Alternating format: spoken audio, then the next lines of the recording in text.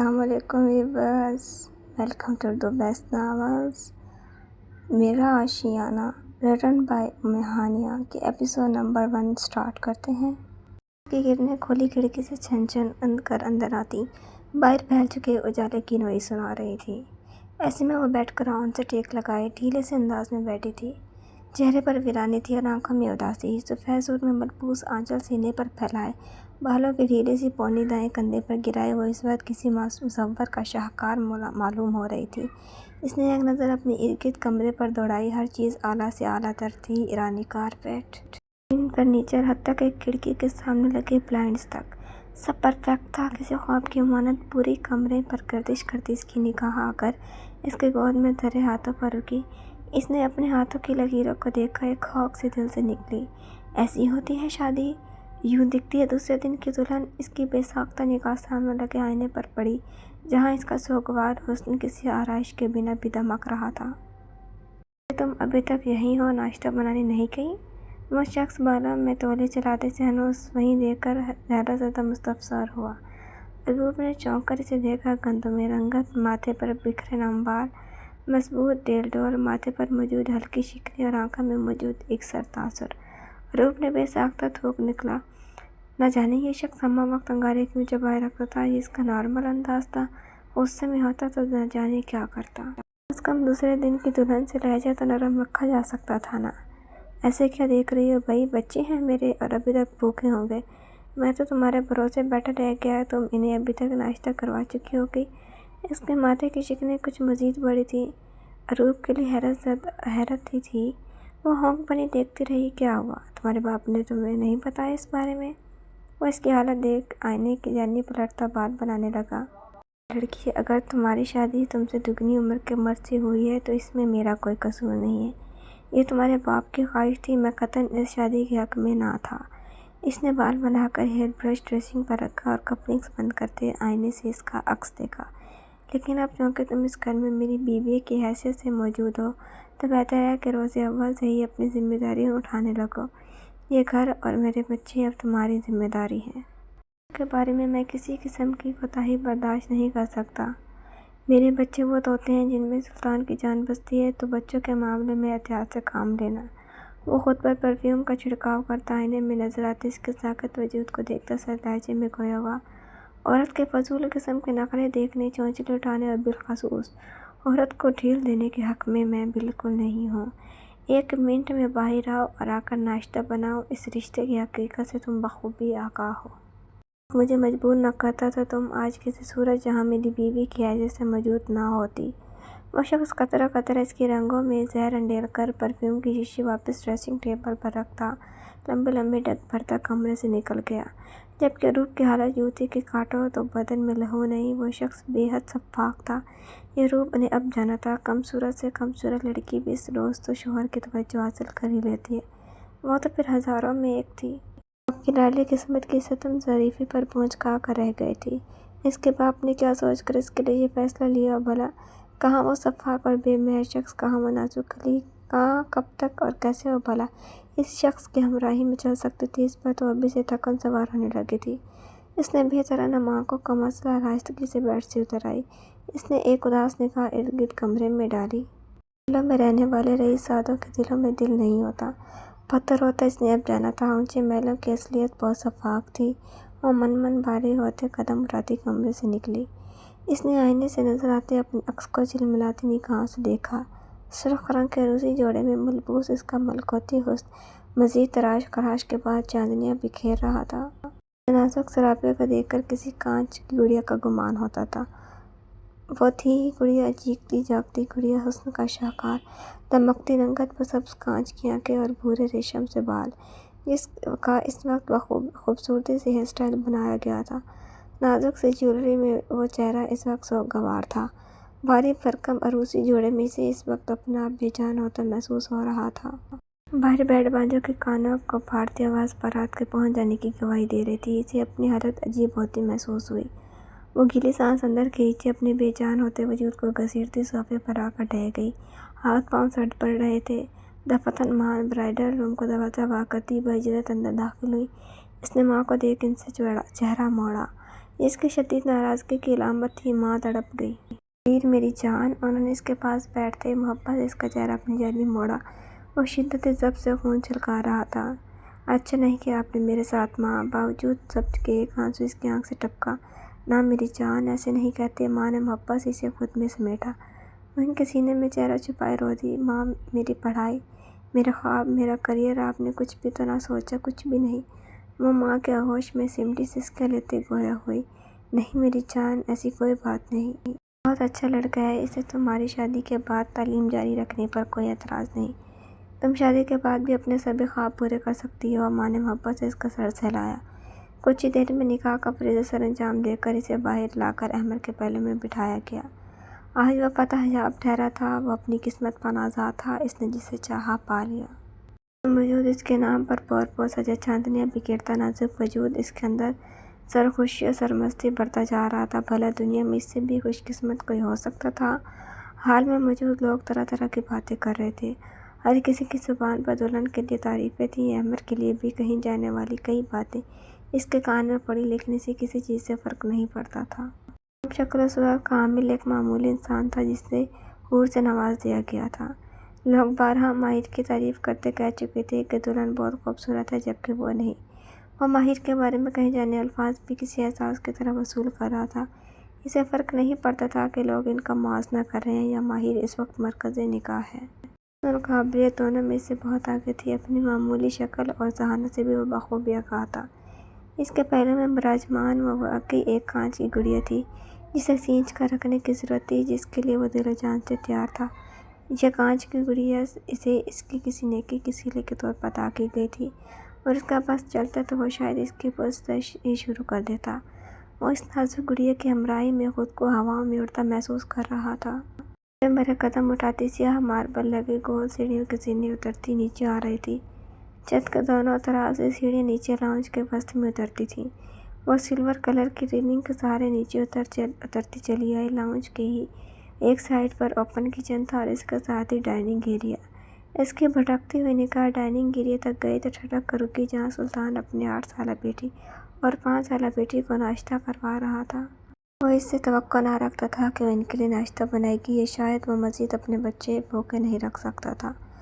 عروق کے اندر کئی شکووں نے جنم لیا۔ وہ جیسے خود سے ہی خفا تھی۔ اس ظالم شخص نے اس سے خفا ہونے کا حق بھی تو نہ دیا تھا۔ ابل ابل باہر آتے غم و غصے کو اس نے شدت سے اندر دابا اور قدم گھسیٹتے خود ہی ڈیروں کی طرح ان کے قریب پہنچی، کیونکہ سلطان تو اسے دیکھ کر بھی اندیکھا کر چکا تھا۔ کہ دعوت دینا تو دور کی بات، اس نے تو مسکرا کر اس کی جانب دیکھا تک نہ تھا کہ یہ اس کا اس گھر میں پہلا دن تھا۔ وہ کچھ اپنانے کی حقدار تو تھی نہ، دل بھی اپنی اس قدر ناقدری پر اشکنا تھا۔ ہو از شی پاپا؟ اس کے بیٹے نے ناشتے سے سر اٹھا کر چہرے پر نافہم تاثرات سجاتی سے دیکھا۔ وہ ہنوز خفا خفا سے سر جھکائے کھڑی تھی۔ نہ سلطان نے اسے بیٹھنے کا بولا، نہ ہی وہ بیٹھی۔ سلطان نے گہری سانس خارج کی اور پیچھے کو ہو بیٹھا۔ تمہاری ماں؟ وہ چیخ اٹھا تھا، جبکہ اس کی بیٹی بھی ناشتے سے ہاتھ روکے انہیں دیکھ رہی تھی۔ پر یہ میری ماما نہیں ہے پاپا، اس بچے نے ناک چڑھاتے غصے سے کہا۔ وہ غصیلی نگاہوں سے روپ کو تک رہا تھا۔ چلو جی، باپ کم تھا کیا جو بیٹا باپ سے بھی دو ہاتھ آگے ہے؟ مجھے بھی کوئی ضرورت نہیں اس قدر بدتمیز بچوں کی ماں بننے کی۔ وہ سر جھٹکتی اندر ہی اندر کڑ کر رہ گئی۔ تمہیں کیا کسی نے سزا دی ہے؟ سلطان اسے ہنوز کھڑا دیکھ کر سر لہجے میں گویا ہوا۔ وہ ایک شکوہ کناہ نگاہ اس پر ڈالتے خاموشی سے بیٹھ گئی۔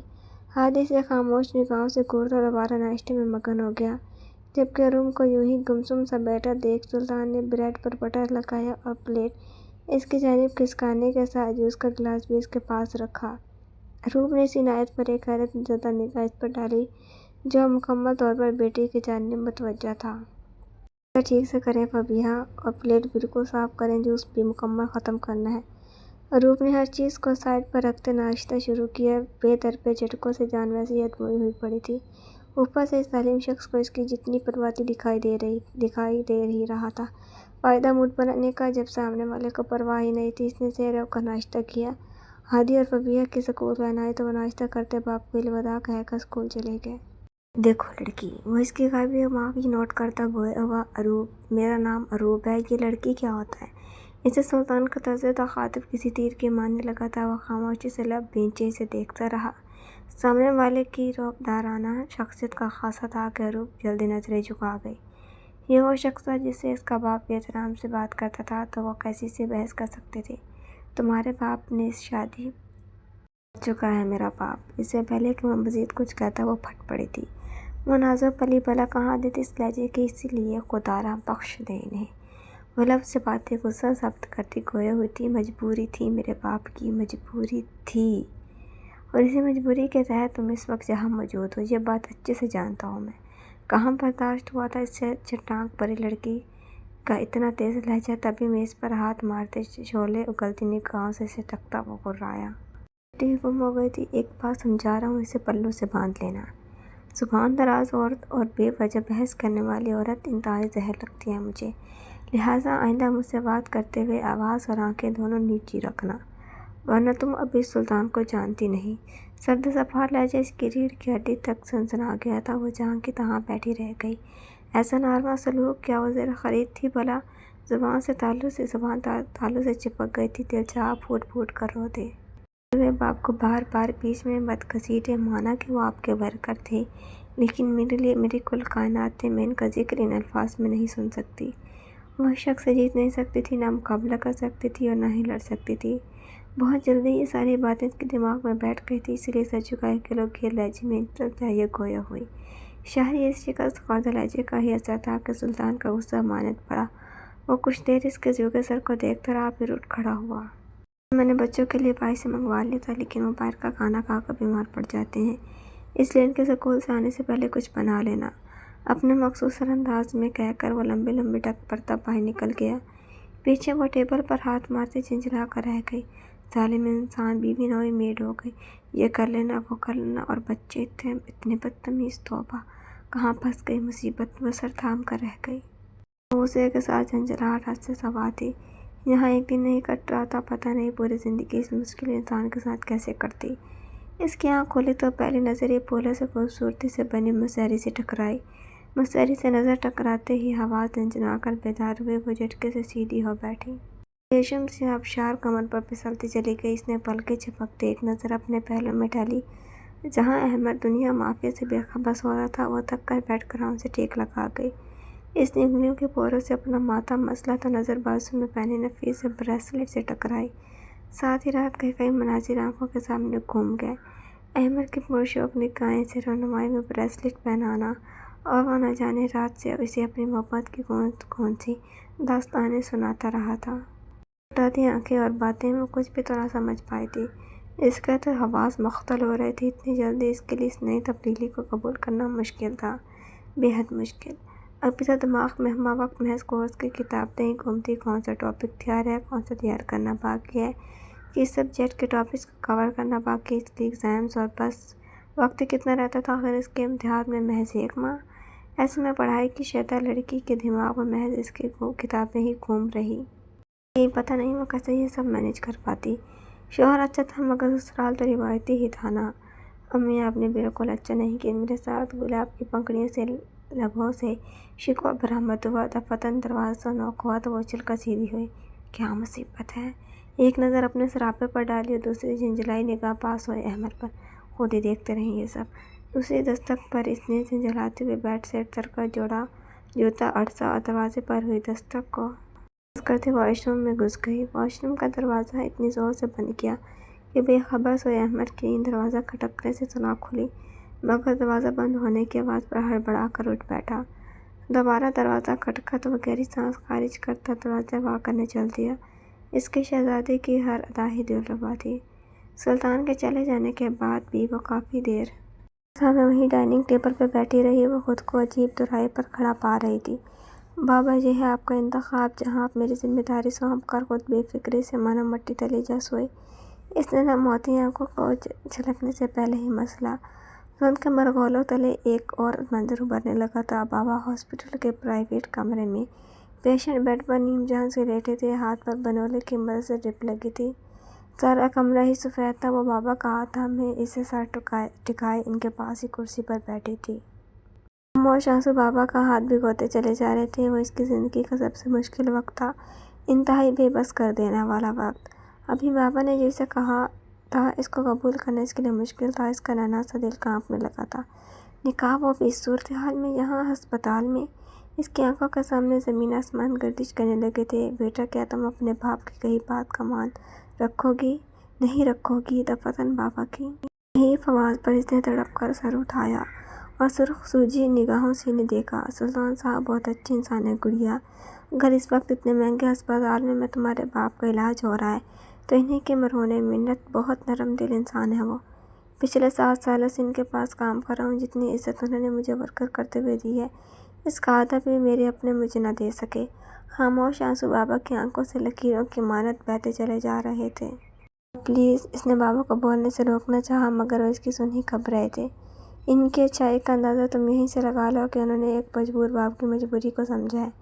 میرے التجا کرنے پر بنا بحث کیے تم سے نکاح کے لیے تیار ہو گئے۔ دھڑ دھڑ دھڑ، گویا ہسپتال کی ساری چھت ایک ہی مرتبہ اروپ کے سر پر آ گری تھی۔ جب اس کے باپ نے اپنی بیٹی شخص کے نکاح میں دینے کے لیے اس کی منتیں کی تھیں، اندر کہیں موجود عزت نفس بری طرح مجروح ہوئی تھی۔ یہ آپ نے کیا کیا بابا؟ دل بلبلا اٹھا تھا۔ بیٹا، سارے حالات تمہارے سامنے ہیں، خدا دے کر بھی آزماتا ہے اور لے کر بھی۔ یہ بھی شاید میری آزمائش ہے۔ تم بہت بھولی ہو بیٹا، ہمارے پاس محض ایک گھر ہی ہے۔ میرے نام نہاد رشتہ دار اس ایک گھر کے لیے تمہیں نوچ کھائیں گے۔ مجھے آگے کے حالات دکھائی دے رہے ہیں بیٹا۔ مجھے تمہاری فکر چین نہیں لینے دیتی۔ سلطان صاحب اچھے انسان ہیں، بس غصے کے کچھ تیز ہیں۔ پہلے نہیں تھی لیکن کچھ سالوں سے ہو گیا۔ خلاف مزاج بات برداشت نہیں کرتے۔ میں جانتا ہوں کہ تم ان کے ساتھ ایڈجسٹ کر لو گی، وہ دل کے برے نہیں، وہاں ان کے ساتھ تم زمانے کی ٹھوکروں سے بچ جاؤ گی۔ تمہاری عزت محفوظ رہے گی، تمہیں سر چھپانے کو چھت اور معاشرے میں عزت ملے گی۔ سب سے بڑھ کر تم میں پرسکون ہو جاؤں گا۔ بیٹے، شخص کے ہم پر بہت اثرات ہیں۔ تم ان کا سانس اکھڑنے لگا تھا، وہ بے طرح کھانسنے لگے۔ وہ پھوٹ پھوٹ کر روتی ڈاکٹر کو بلانے کو بھاگی اور پھر اس نے بنا کچھ کہے سر جھکا دیا تھا۔ لمحوں کا کھیل تھا اور وہ ایک بے حس اور ظالم انسان کے نام ہو گئی۔ اس نے گہری سانس بھرتے تعصب سے ارد گرد دیکھا۔ وہ واپس اسی ڈائننگ ایریا میں موجود تھی۔ جانے کس چیز کا گھمنڈ ہے اس انسان کو، شاید اس قدر پیسے کا، یا شاید اسی کے ساتھ اس قدر بے مول ہے۔ اس نے دکھ سے سوچا، زبردستی کا ہی صحیح مگر ان کے درمیان رشتہ تو تھا، اور اسے دکھ کم ہوتا جب وہ شخص اسے بیوی کے روپ میں قبول نہ کرتا تو۔ اسے اپنی زندگی میں بیوی کا درجہ دے کر، اپنے بچوں کی ماں تک کہہ کر وہ شخص اتنی بے رخی دکھا رہا تھا۔ باقی سب حوالے تو پیچھے رہ گئے، اس وقت وہ شخص کی بیوی تھی۔ بیوی مانتا بھی تھا تو کیا وہ نرم لہجے کی مستحق بھی نہ تھی؟ اسے ایک شخص کے لہجے کی کاٹ اور آنکھوں کا سرد پن مار رہا تھا۔ وہیں بیٹھے بیٹھے جب کافی دیر ہو گئی تو وہ بے دلی سے اڑتے گھر دیکھنے لگی۔ لاؤنج سے ہوتی ڈرائنگ روم تک گئی اور پھر بچوں کے روم میں۔ ہر جگہ کی تھیم اس جگہ کی مناسبت سے کی گئی تھی۔ فلور ٹائلز تک کا ڈیزائن مختلف تھا۔ جگہ جگہ آویزہ قیمتی ڈیکوریشن پیسز دیکھنے والوں کی نگاہوں کو خیرہ کرتے تھے۔ گھوم پھر کر اس نے صرف نچلا پورشن ہی دیکھا۔ جب وال کلاک پر نظر پڑی، گھڑی دوپہر کے 12 بجا رہی تھی۔ بچوں کو اسکول سے نہ جانے کتنے بجے چھٹی ہوتی تھی۔ وہ ان کے لیے لنچ بنانے کے غرض سے کچن میں گئی۔ ڈبل ڈور فریج کھولتے اسے اندر کا جائزہ لیا۔ انڈے، بریڈ، بٹر، جیم، دودھ۔ اس نے فریزر کھولا، کئی فروزن چیزیں، نگٹس، مچھلی، چکن اور مٹن کے زپ لاک بیگز پڑے تھے۔ فریج بند کرتے اس نے سارے کینبرز چیک کرنے شروع کیے۔ وہاں سب کم و بیش گروسری کا سامان موجود تھا۔ اتنا سب دیکھ کر وہ ششو پن میں مبتلا ہو گئی۔ نہ جانے بچے کیا پسند کرتے، کیا نہیں، وہ کیا بنائے۔ انتہائی سوچ بچار کے بعد اس نے چکن میکرونی بنانے کا سوچا۔ آسانی سے بن بھی جاتی تھی اور تقریباً سبھی کو پسند بھی ہوتی ہے۔ یہ سوچتے ہوئے اس نے فروزن چکن نکال کر پانی میں رکھا اور خود میکرونی ابالنے کو پانی چولہے پر رکھنے لگی۔ کچھ ہی دیر میں اس کی چکن میکرونی تیار تھی۔ اس نے ڈھکن اٹھا کر تازہ بھاپ بڑھاتی میکرونی کی خوشبو کو لمبا سانس کھینچتے اندر اتارا۔ میکرونی خوشبو سے ہی مزے کی لگ رہی تھی۔ یقیناً بچے بھی خوش ہو جاتے۔ وہاں اسکول وین کے رکنے کی اور بچوں کے شور کی آواز آئی تو وہ مسکراتی ہوئی باہر کی جانب بڑھی۔ یقیناً بچے اسکول سے واپس آ چکے تھے۔ احمد بھائی کیسے ہیں؟ پکوڑوں اور چائے سے انصاف کرتی مصباح گویا ہوئی ماہر آج ہی مائکے آئی تھی۔ جب مصباح کو پتہ چلا تو جھٹ سے ملنے آ پہنچی۔ وہ بالوں کی ٹیل پونی بنائے بنا کسی آرائش و زیبائش کے ٹانگیں موڑے بیٹھ کر آنکھ سے ٹیک لگائے بیٹھی تھی۔ گود میں کشن دھرا تھا جبکہ ہر ایک آنکھ سے آنکھیں اداس تھیں۔ ٹھیک ہے، وہ چڑھ کر کہتی بے چینی سے پہلو بدل گئی۔ اس کے انداز دیکھ مصباح کا چائے پیتا ہاتھ ٹھٹکا۔ کیا بات ہے ماہر، کیا تم اس شادی سے خوش نہیں؟ احمد بھائی تمہیں پسند نہیں؟ مصباح خدشات سے پر دل کے ساتھ حیرت زدہ گویا ہوئی۔ پتہ نہیں مصباح، مجھے خود سمجھ نہیں آتی، مطلب وہ بے چین سے سیدھی ہوتی، تھوڑا سا اس کی جانب کھسکی۔ احمر اچھے ہیں، میرا خیال بھی بہت رکھتے ہیں، لیکن میں ابھی تک ایڈجسٹ نہیں ہو پائی۔ میرا اس نے بے چینی سے ہونٹوں پر زبان پھیری۔ میرا وہاں دل نہیں لگتا۔ شاید ابھی سب نیا نیا ہے، وہاں میری پڑھائی کا کوئی شیڈیول نہیں۔ جب پڑھنے میں بیٹھو کسی نہ کسی کو کوئی کام یاد آ جاتا ہے۔ ان کو سب کہہ دیتے ہیں کہ شادی کے بعد لڑکی جتنا مرضی پڑھے، لیکن اس نے پل کے جھپکتی آنکھوں کی نمی کو اندر دھکیلا۔ لیکن ذمہ داری کوئی قبول نہیں کرتا۔ وہ اس لڑکی کو بہو بنا کر لے جاتے ہیں جس کے سر پر شادی کے بعد ذمہ داریوں کا ایک بڑا انبار ہوتا ہے، جسے اپنی فرصت نہیں رہتی۔ پھر کہتے ہیں بھائی ہماری طرف سے کوئی روک ٹوک نہیں، لڑکی جتنا مرضی پڑھے۔ آواز بھرا گئی، وہ تعصب سے سر جھٹکتی دوسری جانب دیکھنے لگی۔ یہ وہی آنکھوں کی نمی چھپانے کا ایک طریقہ تھا۔ اس کی بات سنتے مصباح ہونٹ کچلنے لگی۔ اور تمہیں پتہ ہے کئی آنٹیاں تو مجھے دیکھنے آئی اور کہتی ہیں شادی کے بعد پڑھنے کی کیا ضرورت ہے، چھوڑو دفعہ کرو کہ اتنی خوبصورت آنکھوں کا بیڑا غرق کرتی ہو۔ شوہر تو تمہارا اچھا خاصا کماتا ہے تو تمہیں جاب کی کیا ضرورت۔ وہ دکھ سے مزید گویا ہوئی، مطلب حد ہے یار۔ پڑھائی کتنی ناقدری، خود نہیں پڑھنا نہ پڑھو، دوسروں کے خوابوں کو کیوں پاؤں تلے رونتے ہیں وہ لوگ۔ وہ دکھی تھی، بھری بیٹھی تھی، سامنے ملا تو دل کھول کر بیٹھ گئی۔ اوپر سے جہاں تک کہتی ہیں فائدہ اتنی ڈگریوں کا، کوئی سال بعد یہ ڈگریاں پکوڑے رکھنے کے کام آتی ہیں۔ شادی کے بعد عورت صرف چولہا اور گھر گرہستی ہی سنبھالتی ہے۔ اب کی بار اس نے ضبط کی کوشش نہیں کی بلکہ سرسہ کوٹی تھی۔ مصباح کے ہاتھ میں تھاما پکوڑا پلیٹ میں جا گرا۔ اسے ماہر کو تسلی دینے کے لیے الفاظ تک نہ مل رہے تھے۔ میرے خواب ہے مصباح، جب پورے نہ ہوئے تو میری زندگی کا تو مقصد ہی ختم ہو گیا۔ اس نے بے داغ شفاف ہاتھوں کی ہتھیلی سے سبز کانچ کو رگڑا۔ آنکھوں کے گرد سرخی پھیلنے لگی تھی۔ دیکھو ماہر، حوصلہ رکھو، ابھی شروع کے دن ہیں، اس لیے تم زیادہ فیل ہو رہا ہے۔ آہستہ آہستہ سب ٹھیک ہو جائے گا، تم اس ماحول میں ایڈجسٹ کر جاؤ گی۔ اور رہ گئی بات تمہارے خوابوں کی، تو تمہارا سب سے مضبوط سہارا احمر بھائی تو تمہارے ساتھ ہے۔ تم اس بارے میں ان سے بات کرو نا۔ اس نے ماہر کو دلاسا دیتے سے ایک نئی راہ سجائی۔ وہ ٹھٹک کر اسے دیکھنے لگی۔ ہاں، احمد سے ابھی تک اتنی فرینکنیس تو ہو ہی گئی تھی کہ وہ اس سے اپنی کوئی بھی بات بلا جھجک کہہ سکتی، اور اس میں بھی 100% ہاتھ احمد کا تھا جس کے چہرے پر ایک مسکان لانے کو سو یتن کرتا تھا۔ ارے آگے آپ لوگ، کیسا گزرا آپ کا دن؟ وہ بیرونی چوکر عبور کرتی ڈرائیو وے پر آتے بچوں کو ریسیو کرنے ان کے پاس آ کر مسکرا کر گویا ہوئی۔ ہاتھ بڑھا کر فبیہا کی واٹر بوتل تھامی تو اس نے مسکراتے ہوئے جھٹ سے دے دی۔ جب اس کا ہادی کی جانب ہاتھ بڑا ہی رہ گیا کیونکہ وہ اسے ایک زبردست گولی سے نوازتا پھر سے چلنے لگا اور وہ بجوش کچھ مان پڑا۔ اچھا گزرا ماما، فبیہا چہک کر گویا ہوئی۔ وہ کھینچ تان کر ایک مسکراہٹ ہونٹوں پر لانے کے قابل ہوئی تھی۔ بیٹا میں نے آپ کے کپڑے نکال دیے، آپ چینج کر کے جلدی سے واپس آؤ، پھر ہم کھانا کھاتے ہیں۔ آج میں نے آپ کے لیے چکن میکرونی بنائی ہے۔ وہ پھر سے ہمت پکڑتی فبیہا کے بال بگاڑتے خوشگواری سے گویا ہوئی۔ تکلف کیا آپ نے خواہ کپڑے نکالنے کا، ہم خود کر لیتے۔ اور رہ گئی بات کھانے کی، تو ابھی ہمیں بھوک نہیں، جب ہوگی تو کھا لیں گے، ہادی سرد و سپاٹ لہجے میں کہتے بہن کا ہاتھ تھام کر اپنے کمرے کی جانب بڑھ گیا۔ جبکہ روح حق تک سے اس چھوٹے سے لڑکے کو دیکھتی ہی رہ گئی۔ اسے اس میں اس کے باپ کی جھلک دکھائی دی۔ لگتا ہے غصہ اور سردپن باپ سے وراثت میں لیا اس چھوٹے کھڑوس نے۔ توبہ، یہ بچہ ہے بھلا۔ وہ سر جھٹک کر اپنے کمرے کی جانب بڑھ گئی۔ کیوں؟ جن کے انتظار میں وہ ابھی تک ہلکان تھی، وہاں تو نو لفٹ کا بورڈ لگا ہوا تھا۔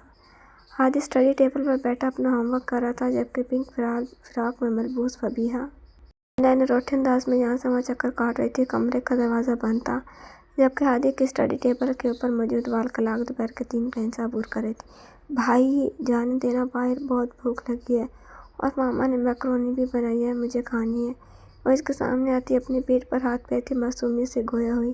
وہ پنسل کاپی پر رکھ کر پرسوچ نگاہوں سے اسے دیکھنے لگا۔ بھوک تو مجھے بھی لگ رہی ہے فبیہا، تو چلے نا باہر میکرونی کھاتے ہیں۔ اس کی آنکھیں چمکی۔ ہرگز نہیں فبیہا، ہم اس عورت کے ہاتھ کا بنا کچھ نہیں کھائیں گے، وہ عورت ماما نہیں ہے ہماری۔ وہ غصے سے دو ٹوک انداز میں گویا ہوا کہ ایک پل کو فبیہا بھی سہم گئی۔ پھر معصومیت سے پوچھا گیا، پھر ایک کام کرتا ہوں، پاپا کو فون کر کے کچھ منگواتے ہیں۔ سوچتے ہوئے گویا ہوا انداز نازیانہ تھا۔ ٹھیک ہے، وہ چہک کر اچھلی۔ اگلے ہی لمحے وہ اپنی ٹیب پر پاپا کا نمبر ملا کر ہینڈ فری لگا چکا تھا۔ دوسری طرف بیل جا رہی تھی۔ ہیلو پاپا جان، بہت بھوک لگ رہی ہے، ہم بھوک سے مر جائیں گے، پلیز کچھ کھانے کو آرڈر کر دیں۔ رابطہ استوار ہوتے ہی وہ دعائیں دیتا گویا ہوا یعنی وہ اپنے آفس میں سربراہی کرسی پر بیٹھے کوئی فائل چیک کرتے۔ سلطان کے ماتھے پر جا بجا چکنوں کا بال بچھا۔ جال بچھا۔ اس نے غضبناک نگاہ کلائی پر بندی گھڑی پر ڈالی جہاں 3:30 بج رہے تھے۔ اس کے بچے ابھی تک بھوکے تھے، اس کے خون میں ابال سے اٹھنے لگے۔ اس لاپرواہ عورت پر جی بھر کرتا ہوا آیا، تمہاری ماں نے لنچ نہیں بنایا؟ غصہ ضبط کرتے ہوئے وہ مشکل گویا ہوا، فار گاڈ سیک بابا، وہ عورت ماں نہیں ہے میری۔